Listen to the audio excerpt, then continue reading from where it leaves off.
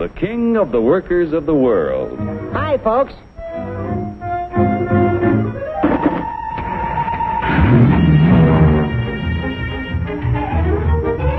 Joe's the king because he can buy more with his wages than any other worker on the globe.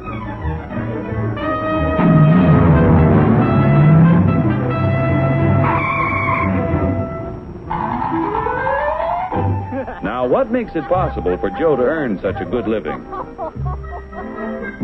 He's no smarter than workers in other countries. Are you kidding? He's no stronger than workers in other lands. Oh, yeah? Well, just watch me.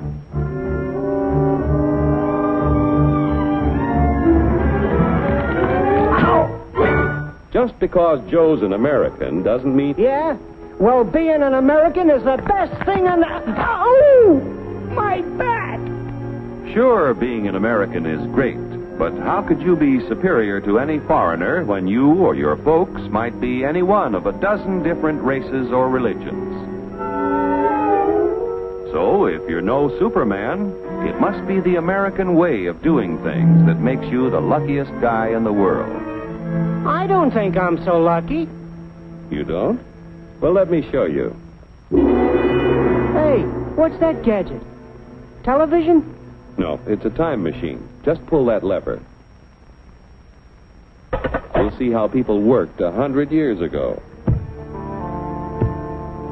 Hey, this I like. Oh, that's too far back. Try again. We want to stop at 1850. Who's the character? That's your grandfather, Joe.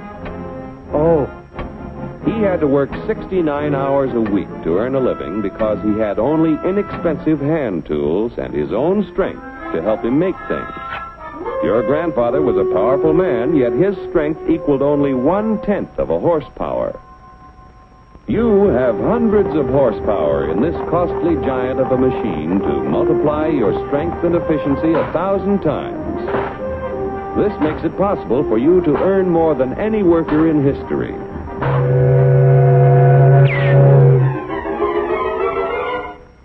And still have leisure time each day to enjoy life. So I'm lucky. But what about the rich guy who does nothing while I do the work? True, there are rich people who contribute nothing. And there are poor people who contribute the same. But most of the invested capital that buys the tools you use comes from your fellow Americans. 40 million of us have money in the banks. 70 million of us own insurance policies.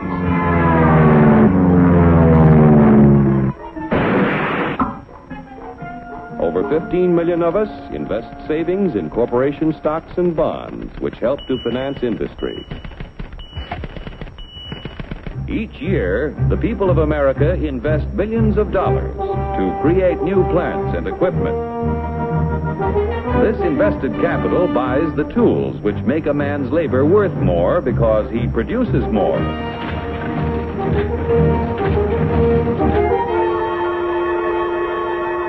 In China, for example, where there is practically no capital available for investment in plants or tools, a man's labor is not worth very much.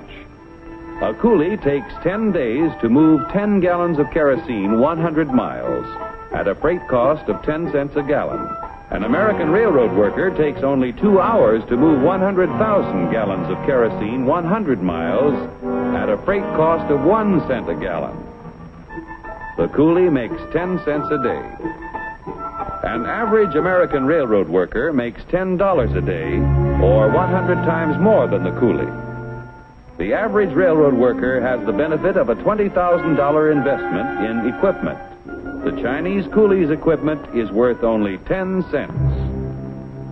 With constant improvement in expensive tools and the skill to use them, the value of any man's labor can be multiplied many times.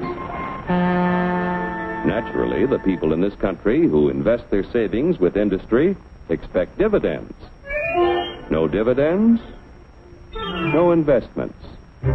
Without new capital each year to finance new plants, tools, and equipment, labor and management would soon find themselves in pretty bad shape. Yeah, without capital to buy new tools, I might not do so good. But look what a new invention did to my grandpa. For 25 years, he knocks his brains out in the wagon works. Then along comes the gas company. Need I tell you what happened to Grandpop?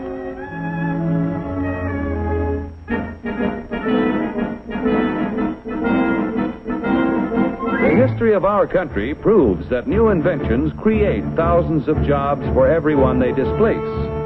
So it wasn't long before your grandfather had a better job, at more pay for less work. Our industrial progress is largely the result of the competitive struggle between companies to capture the market to increase profits. Huge sums are spent each year to make a better product to sell for less. Yet, regardless of how much money is spent to develop a new idea, there is often failure. When research proves successful, everyone shares in the accomplishment. The business which fails to give the consumer as much value as a competitor gives often goes bankrupt. However, on a national scale, competition gives the greatest good to the greatest number by continually producing more and better goods at lower prices.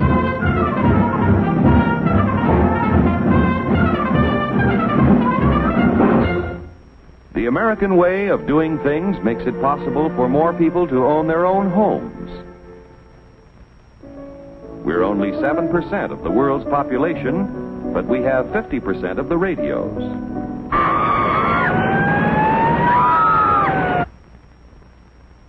We have 54% of the world's telephones.